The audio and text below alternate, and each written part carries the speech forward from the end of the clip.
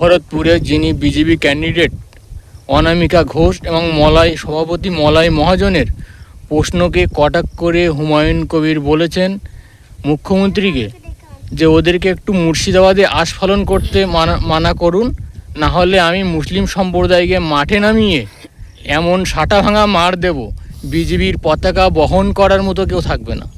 কি বলবেন?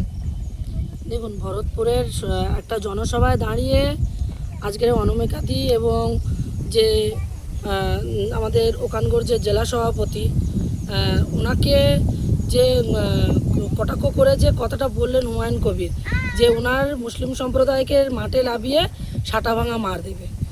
হুমায়ুন কবির হচ্ছে একজন জলঢোড়ার সাপ, নিজেকে বিষধর কেপটু সাপ ভাবছে। তাই আমার মনে হয় হুমায়ুন কবিরের শিকড় সমাধে উপড়ে ফেলার দরকার।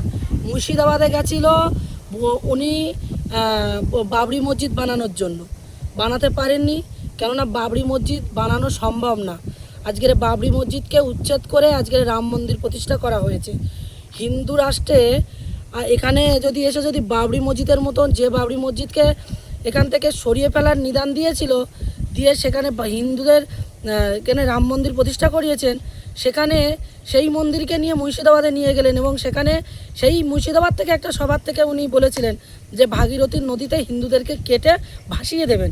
তা এই ভাগীরথী নদীতে ভাসিয়ে দেওয়া, সাটা ভাঙা মার দেওয়া, এইসব হুমায়ুন কবিরদের মুখের ভাষা।